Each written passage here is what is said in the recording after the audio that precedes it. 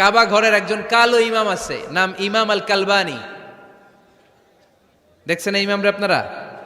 উনি লন্ডনে একটা ইন্টারভিউতে বলেছেন, আমার মায়ের বদদোয়া আমাকে কাবা ঘরের ইমাম বানিয়েছে। লন্ডনে একটা কনফারেন্সে উনি ইন্টারভিউ দিচ্ছিলেন, তো ওনাকে বলা হলো কাবার সব ইমাম সাদা ইমাম, আপনি কালো মানুষ কেমনি ইমাম হইলেন?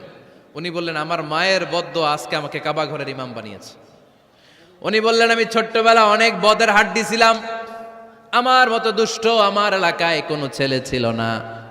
মানুষের গালাগালি, মারামারি, দুষ্টামি, ভাঙচুর, চেঁচামেচি, চিৎকার, বিশৃঙ্খলা আমার মতো কেউ বেশি করতে পারতো না। কিন্তু আমার মা ছিল অনেক বড় আল্লাহওয়ালা। আমার মা জানতেন আল্লাহর কাছে দোয়া করার কত বড় পাওয়ার। আমার মা যখন আমার উপর রেগে যেতেন, আমার মা জানতেন রাগের মাথায় বদদোয়া দিলে বদদোয়া কবুল হয়ে যাবে। এজন্য যখনই আমি বেশি দুষ্টামি শুরু করে দিতাম, আমার মা রেগে আমারে বদদোয়া দিয়ে বলতেন, আল্লাহ তোরে হেদায়েত দেখ, আল্লাহ তোরে কাবা ঘরের ইমাম বানায় দে।